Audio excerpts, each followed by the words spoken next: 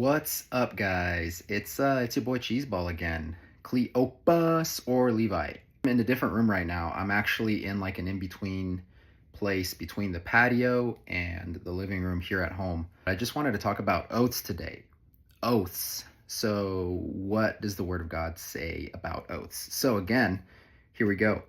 In Matthew 5, verse 33, again you have heard that it was said to those of old, "You shall not swear falsely, but shall perform to the Lord what you have sworn. But I say to you, do not take an oath at all, either by heaven, for it is the throne of God, or by the earth, for it is his footstool, or by Jerusalem, for it is the city of the great king." So what's that mean? That means essentially you're going to be held to what you say that you're trying to do.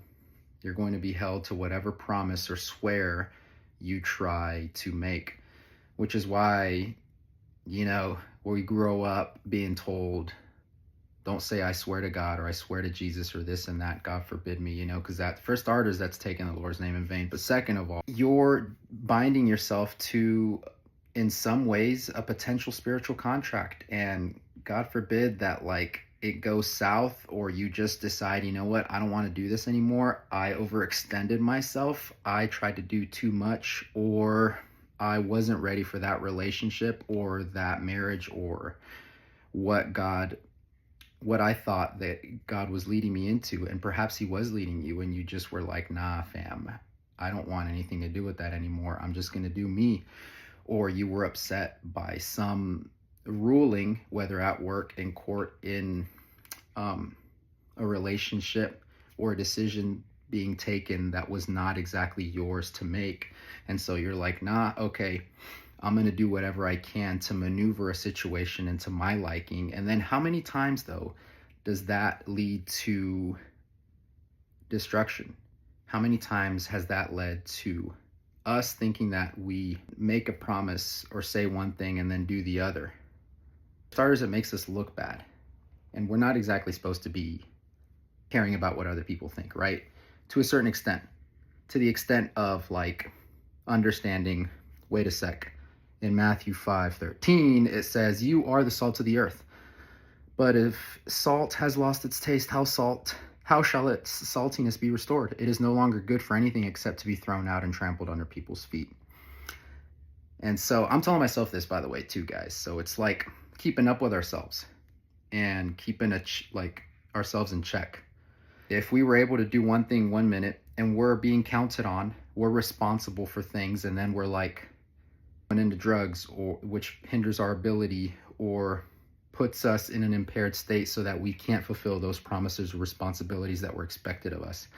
If we're like a leader in our community, if we're expected to bring certain food and then we just don't bring it, "Oh, I thought you were bringing brownies." "Yeah, I couldn't, my bad," and you start making a habit out of that. And it's like, whew, and I'm telling myself this, man, it's not good for other people, but it's certainly not good for you, because then you feel like you can't trust yourself either. And so here we keep going. Verse 14, Matthew 5, still. "You are the light of the world. A city set on a hill cannot be hidden.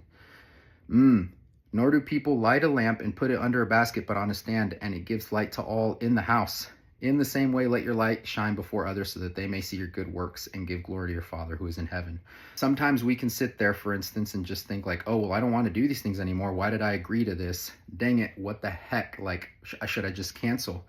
We start making a habit out of that, and it's like, now make a habit out of not committing to the things that we wanted to commit to.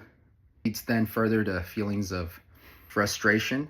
And some of us might take it out on other people when really it was our doing, and it was us not continuing the good fight, that race set before us, and doing whatever it is that we wanted to do. Taking that chill pill and that break. There's a difference between rest on the Lord's day of rest, whatever that day might be for you, but it's still rest. And there's also a difference, and then there's laziness. And it's like, if we're supposed to be a light and we're supposed to be out there to be seen by people in the right way, in the righteous way, representing God's good name as ambassadors, right? That oath is important. That oath it's like the pillar, that symbol, and it builds trust. Trust is earned. And I know that too. I'm telling myself that. And so it's like, oh, people suck, I'm gonna stay here at home all day. Like, I don't want to talk to anybody. Nobody talk to me, you know? But then when you go out and you need a favor or you need help, or any one of us, we're so quick to call on someone and be like, yo, I need the XYZ. When, but don't reach out to me like if you need something, because like, oh, I'm busy, or like, oh, how many times have we created excuses when it's the other way around, when it's the shoe on the other.